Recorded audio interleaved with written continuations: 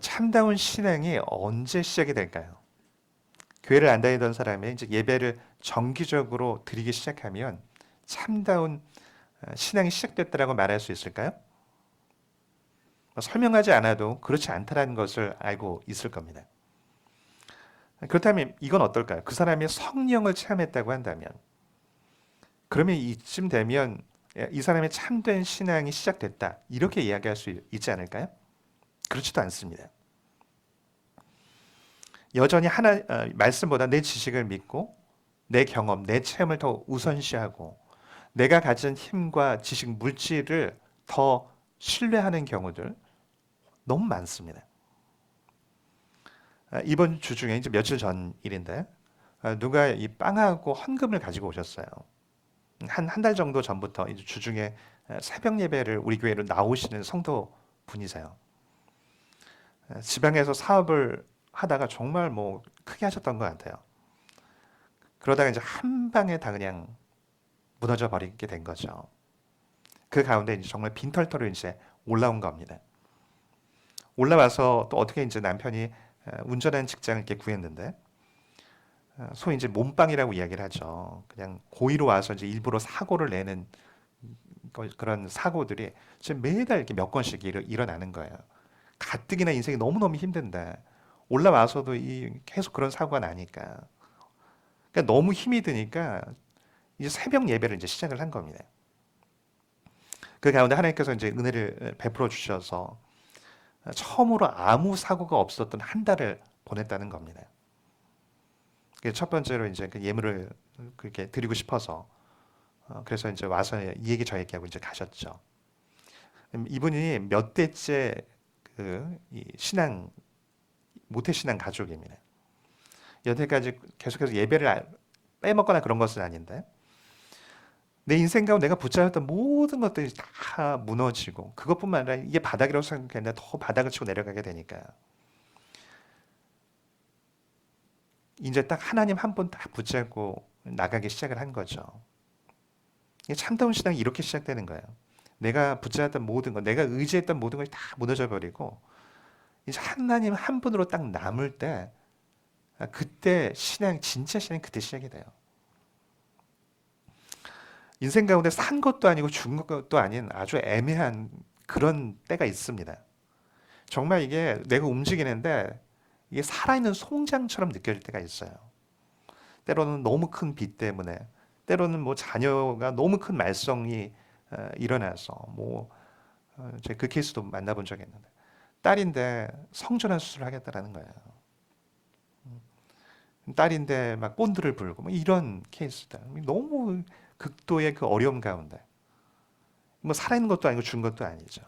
때론 너무 어려운 관계 때문에, 또 때론 질병 때문에, 정말 이게 살아있는 것도 아니고 죽어있는 것도 아니고 정말 이 살아있는 송장처럼 움직이는 그런 때가 있습니다. 인생을 살면서 내 힘으로는 도저히 이걸 못 넘어가겠다라고 생각하는 그런 문제들이 있거든요. 근데 그때가 하나님께서 우리를 부르실 초청의 때입니다. 성경의 인물들은 누구나가 그 바닥을 깊이 오랫동안 경험한 사람들이에요. 뼛속 깊이 내 힘으로 내 인생 살 수 없다라고 하는 것 아는 사람들이에요. 그래서 인격 가운데 하나님을 전적으로 의지한다라고 하는 것, 이것이 그냥 절절하게 그냥 걸음걸음마다 배워져 있는 사람들입니다. 자녀를 낳아야 되는데 자신은 나이가 너무 많고 아내는 경수가 끊어져 버렸어요. 아브라함이 그런 것을 경험을 했죠. 도저히 인간적으로 넘어갈 수 없는 문제. 선지자임에도 불구하고 자신 능력의 한계를 절절하게 절감을 하고, 하나님 내 생명을 취해달라고, 나는 살 가치가 없다고 그렇게 고백했던 엘리야. 예수님을 3번 부인하되 마지막에는 상상할 수도 없었는데, 자기는 부인한다는 것을 생각하지 못했는데 3번이나 하루에 부인을 하고 나중엔 저주까지 행했던, 정말 상상 그 이상으로 바닥까지 내려갔던 베드로, 다메섹에서 이 바울까지 다 처절하게 이건 무너지지 않을 거라고 생각했던 것이 다 깨어져 버리고 자신의 한계를 다 경험을 하면서 내 삶에 내가 붙잡을 게 아무것도 없구나, 내 붙잡아야 할 건 딱 하나님 한 분밖에 없구나, 이걸 절절하게 깨달았던 사람들, 이 사람들이 다 신앙의 인물들입니다. 그거 경험한 것만큼 하나님을 의지하게 되고, 그거 경험한 것만큼 하나님의 능력을 끌어오게 됩니다. 내 지혜 없음을 고백한 것만큼 하나님의 지혜가 임하는 것이고요. 내 능력이 없음을 고백한 것만큼 하나님의 능력이 삶 가운데 역사하게 됩니다. 그러니까 내 힘으로 안 된다는 것을 알 때 그때 은혜가 진짜 시작이 되더라고요. 요나는 이미 선지자로 지금 사역을 하고 있는 사람이에요. 그럼에도 불구하고 참다운 신앙인이라고, 선지자인데도 불구하고 참다운 신앙인이라고 말할 수 없습니다. 오늘 보면은 요나 선지자가 정말 죽어 있다라고도 말할 수 없고 살아 있다라고도 말할 수 없는 그런 경험을 보여줍니다. 하나님으로부터 배를 타고 도망을 치죠. 그 가운데 풍랑을 만나고 제비 뽑기를 하고 자신이 딱 뽑힙니다. 그 가운데 죄와 불순종을 실토를 하죠. 자신이 물에 던져지면 하나님 풍랑을 멈추실 것이라고, 자신을 바다에 던지라고 권면을 합니다. 바다에 딱 던져지니까 큰 물고기가 요나를 삼켜버리죠. 사람들이 이건 너무 만화 같다, 이건 좀 동화 같다, 이렇게 생각하는 사람들이 많이 있는 것 같습니다. 근데 전 이 정도는 너무 할 수 있지 않나라는 생각이 들어요. 뭐 역사적으로도 찾아보니까 몇 건들이 있더라고요. 1891년에 이 제임스 바틀리라고 하는 선원이 고래잡이의 선원이었는데, 고래한테 부셔서 배가 깨어지고 그 가운데 고래가 이 선원을 삼켜버립니다. 나중에 15시간 후에 이 다른 배가 이 고래를 잡아서 해부를 했는데, 이때 기절한 채 살아 있었던 겁니다. 피부가 하얗게 변색이 됐대요. 물론 이후에 이분은 다시 바다에 나가지 않았답니다. 보니까 우리나라에도 이 비슷한 케이스가 있더라고요. 조선 후기 성대 중에 청성잡기 사권 성언편에 이 비슷한 기록이 나와 있습니다. 울진 둔산진의 어떤 백성이 배를 타고 바다에 나가 전복을 작살로 찔러 잡다가 고래를 만나서 배와 함께 고래 입속으로 들어가 버린 거예요.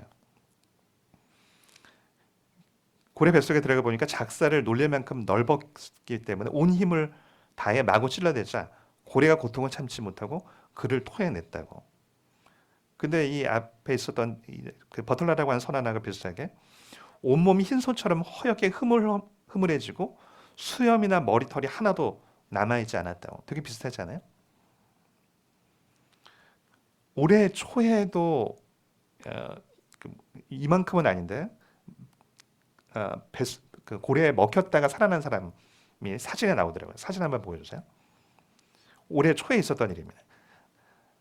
그 남아프리카 공화국 스쿠버 관광에서 수중 촬영 다이버인데, 이 고래가 사람을 먹으려고 한 게 아니라 정어리 떼를 이렇게 삼키려고 하다가 빨려 들어가게 된 겁니다. 물살에 빨려서 몸에 들어갔다 이 분수공이라고 하죠. 이쪽으로 빠져 나왔는데 이 입속에 들어가는 그 장면이 이렇게 찍힌 겁니다. 보이시나요? 충분히 가능한 이야기이죠. 큰 물고기 뱃속에 들어간 이 요나가 그런데 어떻게 행동을 했을까요? 정말 황당한 경험이잖아요. 뱃속에 들어가자마자 야, 이제 진짜 회개되겠다라고서 바로 회개를 했을까요? 앞에 있는 1장 17절에 보면은 요나가 밤낮 3일을 물고기 뱃속에 있었다라고 되어져 있는데, 그리고 2장 1절에 보면 하나님께 이제 기도하는 장면이 나타나잖아요. 근데 이 기도하는 것이 때론 이렇게 해석을 하게 돼요. 이게 3일 후에 기도를 한 거죠. 3일 동안 버틴 거예요. 좀 꽤 일리가 있는 해석이라고 생각이 들어요. 굉장히 이 요나가요, 고집이 세요. 그리고 자존심 굉장히 강력한 사람이잖아요. 하나님도 틀렸다라고, 하나님 그렇게 하시면 안 된다고, 아수르는 멸망당해야 되는데, 니느웨 성은 멸망해야 되는데, 그거 자기 고집대로 도망간 사람이 요나거든요. 뱃속에 그 배에 있을 때도 회개하지 않고 끝까지 버텼다. 바로 회개했을 것 같진 않아요. 뭐 3일 동안 고집을 계속 피우다가 회개할 것이 혹시 아니라 할지라도 어쨌든 이 3일의 기간은 이 요나의 억센 고집을 철저하게 꺾는데 필요한 시간이었던 겁니다. 여러분, 물고기 뱃속에 들어갔을 때 어떤 느낌이었을까요? 요나의 형편을 한번 생각을 해보세요. 그냥 뭐 동화처럼 큰 그냥 뭐 방이 몇 칸씩 되는 그런 게 아니잖아요. 제가 예전에 영상에 보니까 한 스턴트맨이 체험을 한다고 관에 딱 갇혀서 산채로 이렇게 어, 땅에 묻었다가 며칠 있다 꺼내는 그런 장면을 본 적이 있습니다. 보는 것만으로 너무 끔찍하더라고요. 근데 물고기 뱃속이라면 어떨까요? 뭐 역겹고 견디기 힘든 그런 냄새들이 났을 거예요. 더욱이 이게 나갈 수 있는지 없는지, 내가 진짜 죽을지 살지 아무것도 결정이 안 나 있는 상태잖아요. 두렵고 무섭고 비참하고 너무너무 힘들었을 겁니다. 더욱이 5절에 보면 어, 물이 자신의 영혼까지 둘렀고 기품이 나를 에워쌌다라고 되어져 있거든요. 여러분, 깊은 물에 들어가면 어때요? 숨이 딱 막히면 어떻습니까? 너무 힘이 들면 우리 숨 막혀 죽겠다 이런 표현을 쓰잖아요. 지금 요나는 지금 그런 표현을 쓰는 거예요. 고집을 꺾기 위해서 하나님께 준 것도 아니고 산 것도 아닌 이 상태 가운데 지금 계속 며칠째 두고 계신 거죠. 신앙은 하나님을 온전히 의지하는 것을 배우는 거예요. 내가 내 능력과 힘이 있는데 하나님도 의지하는 게 아니라 내 힘을 다 빼고 하나님을 의지하는 것을 배워가는 것, 즉 힘을 빼는 것을 배워가는 것이 신앙을 배워가는 거거든요. 근데 이게 언제 배우냐면 내 인간적인 방법, 수단 다 무너지고 다 허물어져서 이 문제는 내가 악을 써도 안 되는구나. 이런 이 절벽 같은 이런 단단한 벽을 경험하게 될 때 그때 하나님을 의지하는 것을 조금씩 배워갑니다. 팀 켈러 목사님이 이렇게 표현을 합니다. 모든 것이 다 허물어지고 예수님밖에 남지 않을 때까지는 예수님만 있으면 된다는 것을 결코 배우지 못한다요. 우리는 예수님을 믿는다고 해도 내 거 다 챙기고 거기 외에 혹시 모르니까 예수님을 믿거든요. 근데 진짜 신앙은요, 다 허물어져도 예수님을 딱 붙잡으면 되는 거구나. 이걸 깨달을 때 진짜 신앙이 시작되는 거예요.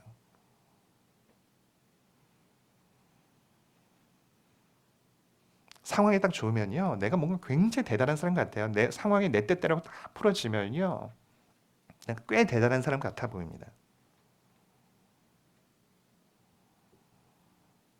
근데 이렇게 사는 것도 아니고 죽는 것도 아닌 것 같은 이런 요나의 상황이 되면 정말 내가 아무것도 아닌 것을 정말 절절하게 깨닫게 돼요.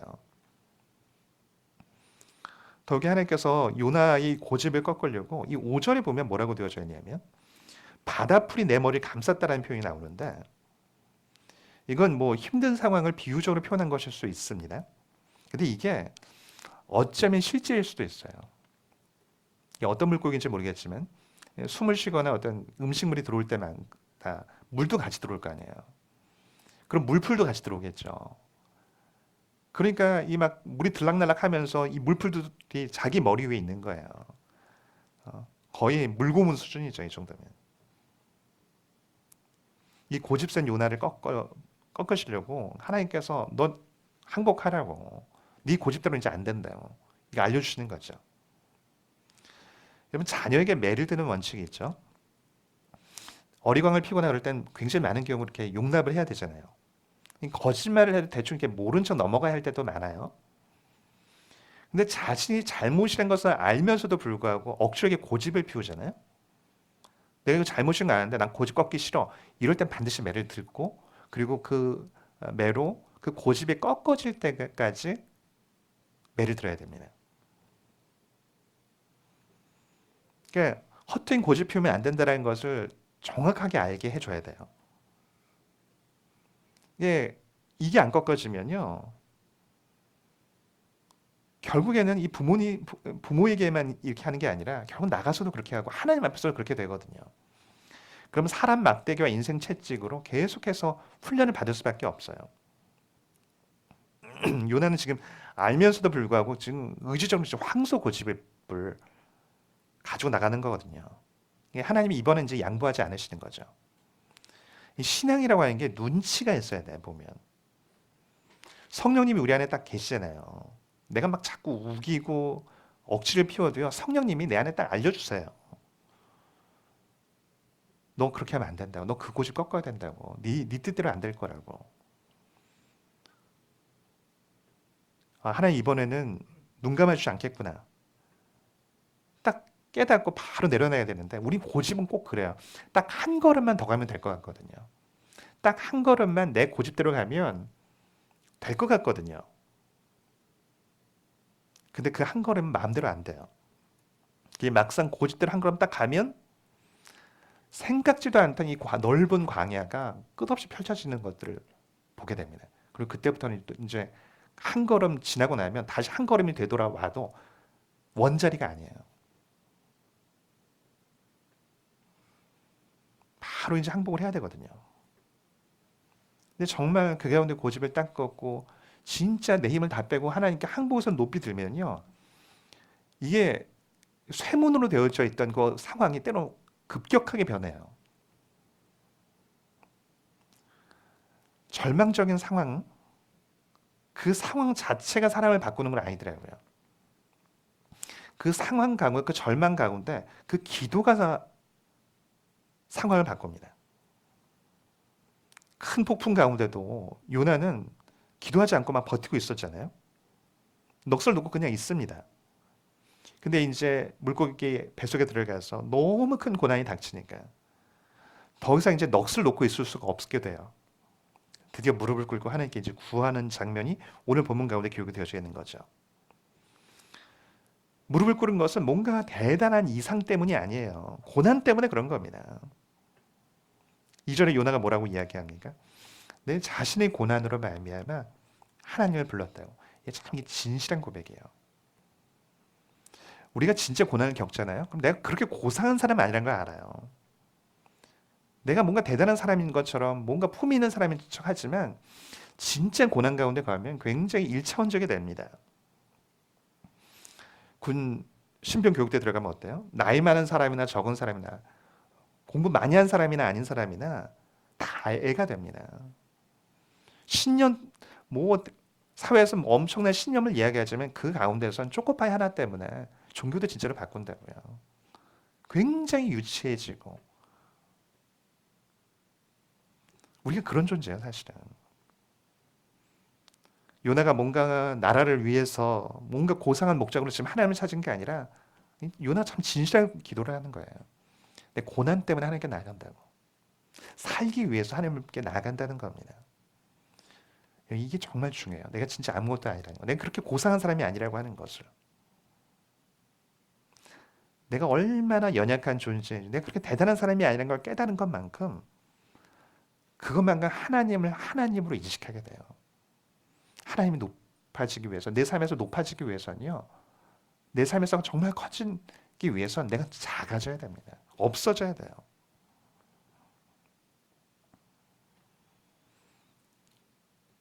팔 절에 보면 요나는 드디어 하나님께 은혜를 기억하며 나아갑니다. 요나가 고난 가운데 무릎을 꿇었지만 또 무릎 꿇게 만든 것은 단순하게 고난 때문만이 아니에요. 고난 가운데 은혜를 기억했기 때문입니다.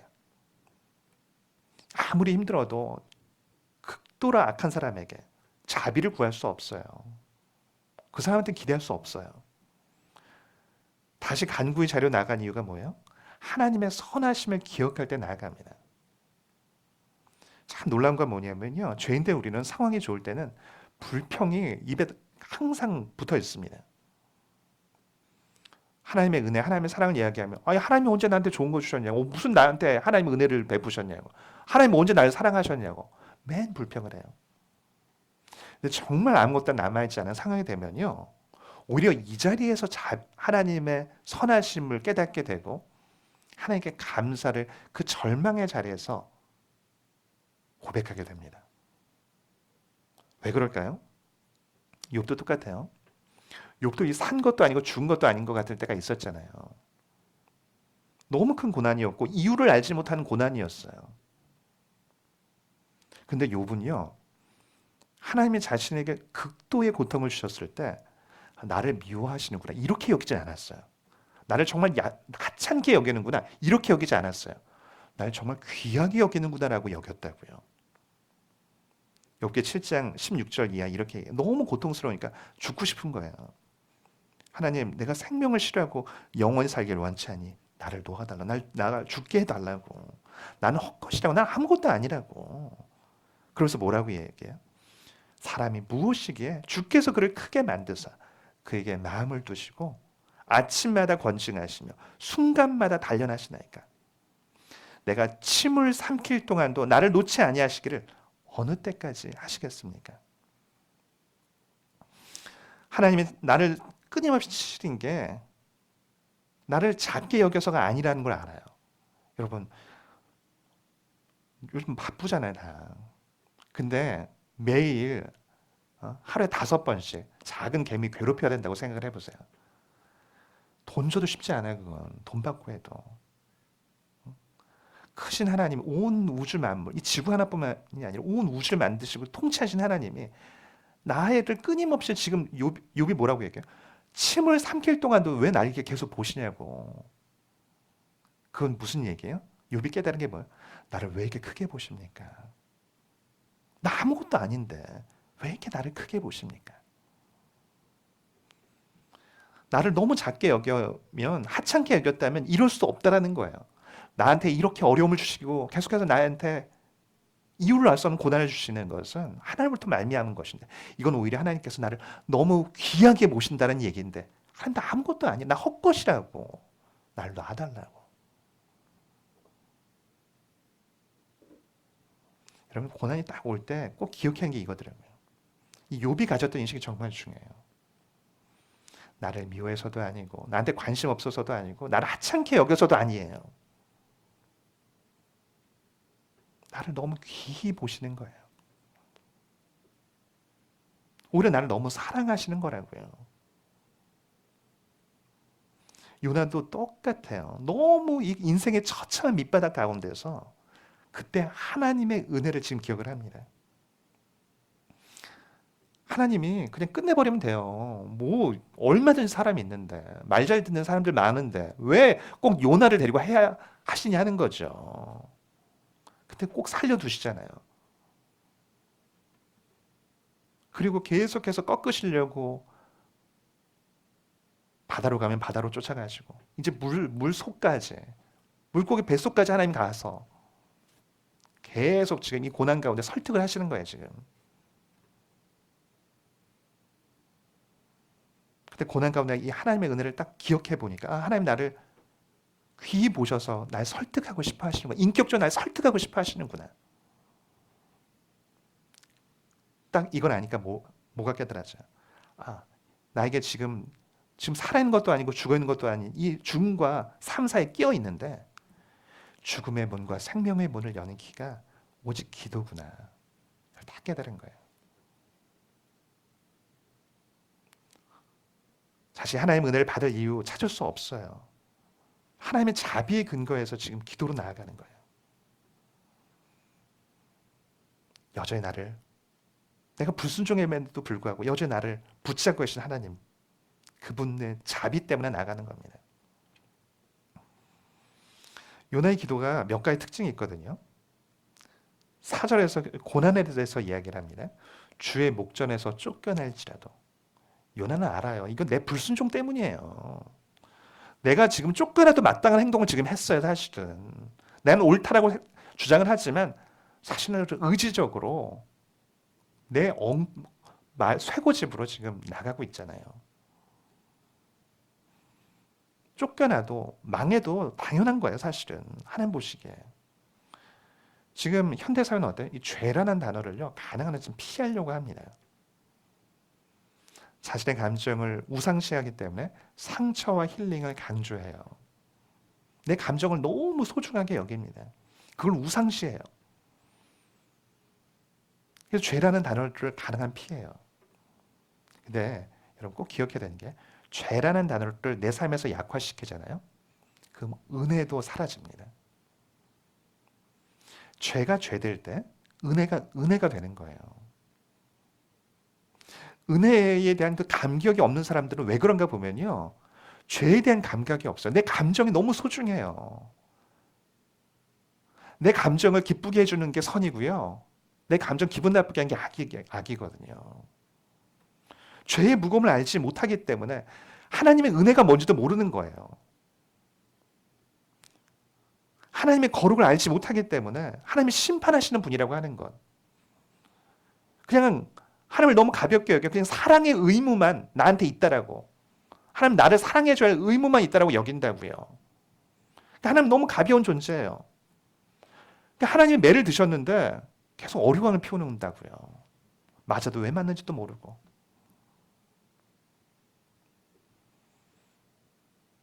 은혜가 은혜되기 위해서는 보니까요. 죄가 살아나야 돼요. 하나님의 거룩이 살아나야 된다고요. 죄를 표피적으로 가벼이 여기는 사람은 하나님의 은혜도 너무 가볍고 표피적으로 여깁니다. 첫 번째가 이 죄에 대한 인식이라면 요나의 두 번째 기도의 특징은 뭐냐면 자신의 무력함을 철저하게 고백하는 기도입니다. 요나는 뭐라고 구합니까? 오직 구원이 여호와께 속했다고. 9절에 보면 구원은 여호와께 속했다고. 이게 정말 중요해요. 이 고백이 이렇게 쉬운 고백이 아니더라고요. 이 고백을요, 그냥 입에 발린 고백이 아니라 진실하게 고백을 할 때, 진실하게 고백하는 사람은 내가 누군지 아는 사람만 가능해요. 내가 얼마나 무기력한 존재인지 처절하게 아는 사람만이 가능합니다. 구원이 나에게도 있고 나도 일부 하고 하나님도 하는 게 아니라 오직 구원이 하나님께만 있다라는 건 단 아무것도 아니라고 하는 것. 이걸 안 것만큼 이 고백이 가능한 거거든요. 여러분 깊은 물에서 나오기 위해서 필요한 게 뭐예요? 내 한계에 먼저 다다라야 돼요. 내 바닥을 먼저 찍어야 올라올 수 있다고요. 올라가기 위해서는 바닥을 찍어야 올라갈 수 있는데 바닥을 찍지를 않으니까 올라갈 수도 없는 거죠. 현대에 사는 우리는 어때요?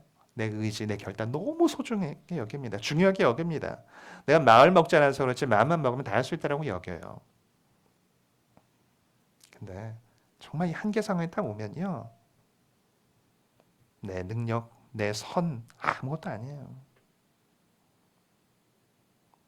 문체부 장관까지 했던 이어령 교수. 왜 하나님께 나옵니까? 딸이 시력을 잃어가거든요. 근데 병원에서 안 된다는 거예요. 자신이 장관까지 했고 최고의 학식을 갖고 있는데. 그래서 믿기 전에는 예수님께 나오기 전에는 뭐라고 얼마나 교회에 대해서 비판적이었는지.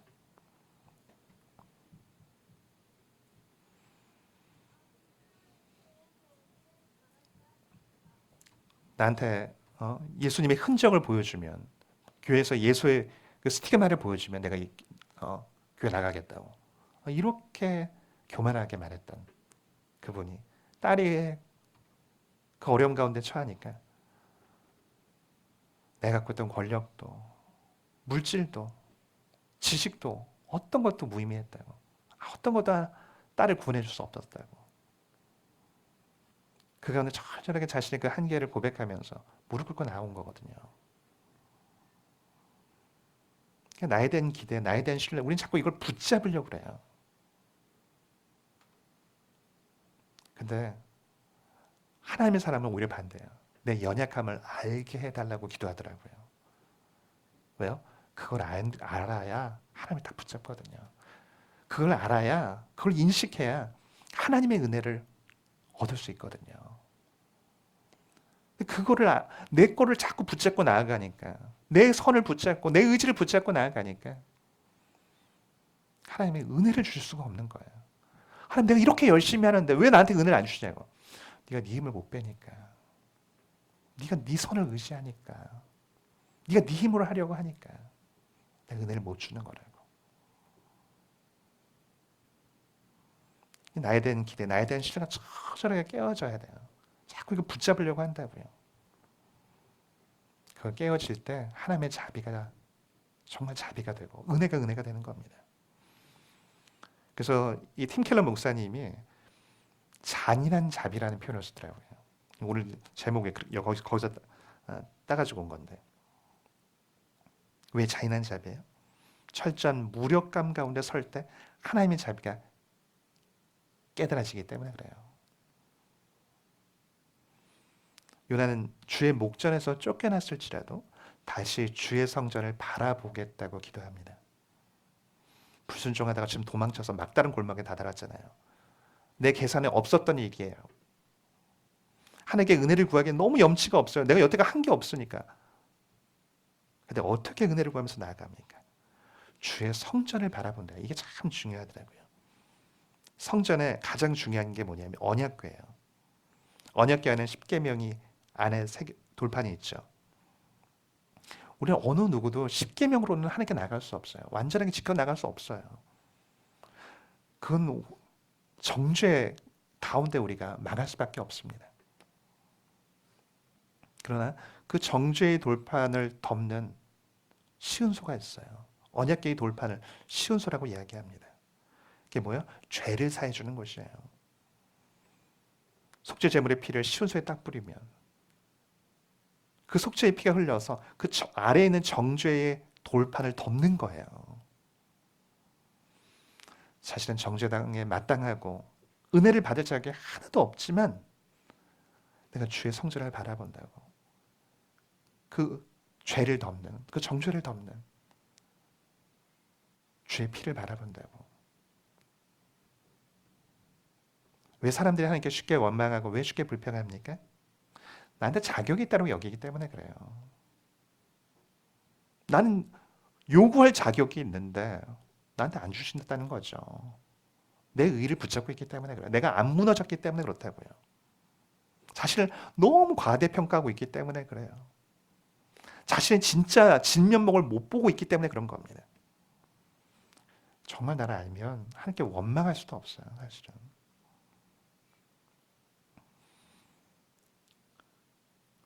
요나는 주의 자비와 은혜 외에 내가 바라볼 수가 없다라고 구하면서 나아갑니다.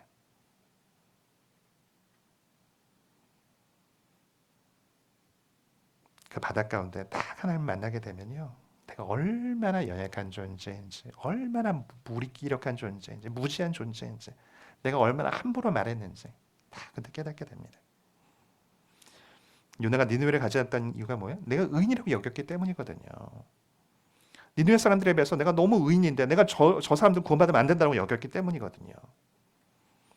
요나가 불꽃의 뱃속에서 뭘 깨달아요? 내가 감히 남을 정죄할 수 없는 사람이구나. 내가 전적으로 악하고 무기력한 존재구나. 내가 은혜밖에 합당하지 않구나. 근데 하나님은 은혜를 주시는 거구나. 참된 은혜의 자리, 요나가 그 자리로 내려가는 겁니다. 요나의 기도의 놀라운 점은요, 6절입니다. 나의 하나님 여호와, 주께서 내 생명을 구덩이에서 건지셨다라고 고백을 합니다. 여러분, 요나가 지금 구원을 아직 안 받았어요. 지금 아직 물고기 뱃속에 나갈 수 있는지 없는지, 여기서 죽을지 살지도 결정난 게 없습니다. 근데 왜 구원을 당연한 것처럼 이야기하죠? 참 놀라운 건 내 무력을 고백하자. 내 힘을 딱 빼고 무기력을 딱 고백을 하면요, 그 고백의 자리는 너무 그 바닥에서 낮은 자리잖아요. 내가 아무것도 할 수 없다는 자리. 근데 그 낮은 자리가 하나님과 또 가장 가까운 자리가 돼요.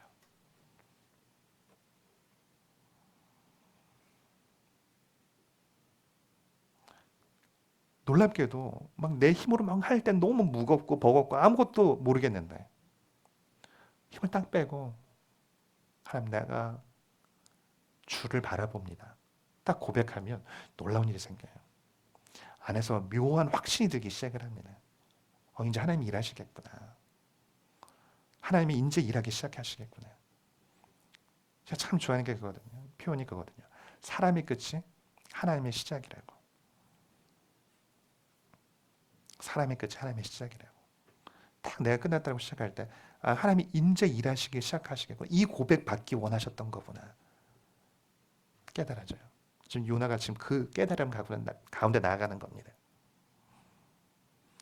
은혜받기에 전혀 합당치 않은 죄인인데 이 고백 가운데 하나님께서 일하실 것이라고 하는 그 확신이 지금 요나가 죽어 있는 것도 아니고 살아 있는 것도 아닌 이 상태에서도 확신을 갖기 시작을 한 거죠.